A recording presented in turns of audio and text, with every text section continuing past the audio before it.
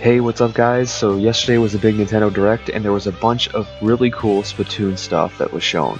So first of all, the game is being released May 29th for the States, which is towards the end of May, but it's still good just to get a final confirmed release date of when Splatoon is going to come out, and it gets the hype up a little bit to know exactly when this game's going to be available. And alongside the game are going to be three amiibos. There's going to be an orange girl inkling, a blue boy inkling, and a green squid. There's going to be one big package where you can get all three of them, and you can also get the boy and the girl separately. But it looks like you might not be able to get the green squid unless you're in Europe or you just buy the pack that has all three of them together.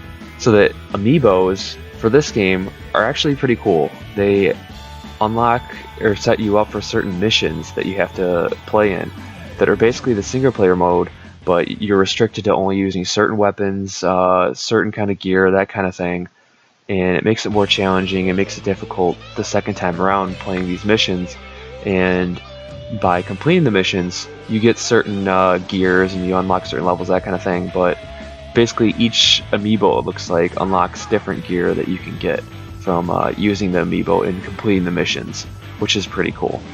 And in the treehouse, they basically covered all the modes and they went over what each mode was and the different features of it. Firstly, they talked about single player, and they basically just went over what single player was. We had gotten a trailer about single player before, and it pretty much covered the same exact thing about how the single player is based more on puzzle platform. It's got a Super Mario Galaxy 2 kind of feel to it, and how there's different special weapons hidden around the maps that you can pick up and use against the different bad guys, which they talked a lot about the different baddies, the octopus army, and all the different bad guys and enemies there are. So that was pretty interesting, but it's nothing really new that we hadn't seen before. The newest thing that was brought up was the Battle Dojo, which is a pretty cool new mode, and it's almost a way for you to practice and learn the layouts of maps. What it is basically is a 1v1 local battle that you can play with, your friend, where one person's on the gamepad and one person uses the Pro Controller or a classic controller, whatever controller, and controls through the TV, which is a good sign because there's been some talk about what kind of controllers you're going to be able to use in Splatoon, is like whether you're going to have to stick with a gamepad, and it looks like maybe we'll have some other options for different controllers.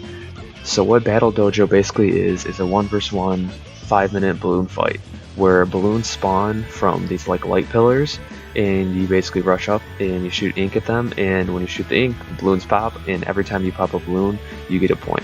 So it's almost like a kind of hide and seek, splatter ink around, and then as soon as those balloons spawn you rush towards the balloon and try to pop as much as you get, and it especially helps if you can get a kill because then you have more times to take all the balloons for yourselves. And it's the first to 30, so whether the time runs out or someone gets 30 points, whichever comes first, that ends the match. And then towards the end of the timer, to help speed up the game, there's double points, so for each balloon you get double the points. So there's main weapons and sub weapons in Battle Dojo. What's interesting is that all the special weapons are on the ground, almost like single player. And these special weapons that were shown in the trailer, there's at one point where you get a certain power-up that enables the special weapons, and it kind of cycles through, and you can see the different weapons: the Inkzuka, Point Sensor, Ink Strike, Bubbler, Super Jump, Full Power-Up, Disruptor, Killer Whale, and Sprinkler weapons. And some of these have been shown, some of these are new that we haven't seen before. In the video, even the sprinkler weapon was shown that we haven't seen that before, which is as simple as it sounds, just a sprinkler that shoots ink around in a circle. So that's interesting because there's a lot of special weapons that we haven't really seen yet, but we know there's more special weapons out there that can definitely be played. The next mode that was talked about was the Turf War mode, which we really know everything about. It's the same mode that's been shown since E3, where you basically just cover as much ink as you can on the ground, and whoever's team has the most ink on the ground at the end wins. Nothing new was really shown with it. The first round they played with the Splat Roller, talked about that, the advantages, disadvantages of it. The Splat Charger was used, which is the new kind of sniper weapon that they showed a week or two ago, which is a pretty cool weapon, and they showed how you can quick pulse it so it becomes almost like a standard weapon, but as soon as you long charge, you get that really powerful sniper pop that shoots across the stage that you can use as, you know, a path basically once you turn into a squid to travel really fast across the line, or use it as a quick shot to catch people by surprise. The other interesting weapon that was shown is a new weapon called the Jet Squelcher, which they showed off in Turf War mode the third time they played it, which is pretty cool because it's a rapid fire weapon, a lot like, you know, just the standard splatter shot, but it's almost more middle range.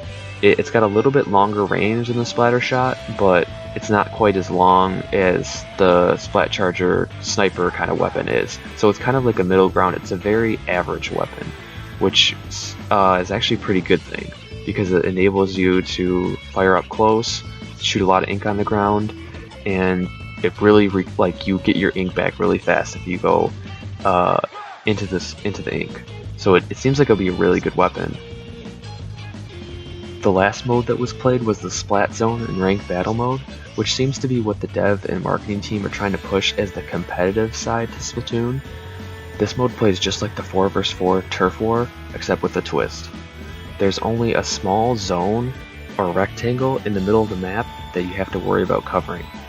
Your team is going to work on covering the zone, and once you get enough of your ink in the zone, you cap the zone.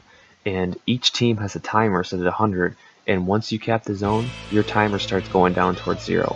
And in order to stop the timer from going down, the other team has to cover enough of the field of the zone with their ink to stop your timer and start theirs. So it's almost a fun back and forth to get the timers to go down, and you want to continuously capture the zone and defend the zone while trying not to get killed and try not to give up too much space in the zone. And of course, there's all the main and sub special weapons, which can make for quick turnarounds for how much ink is on your zone. So that basically wraps up everything we got from the Direct. We didn't get too much new information, but we got a bunch of new footage, some new weapons, some new gear, all that good stuff. So what is your favorite new weapon? What weapons do you see that you like, that you don't like, that you think will be good, not good? Be sure to like and subscribe if you're excited for Splatoon. I'm going to have a new series starting this weekend that basically breaks down what we do know so far about maps, stages, weapons, gear, bad guys, story, all that kind of stuff, and just kind of dive more into the Splatoon information we know and start predicting and kind of determining what could end up being final for the game.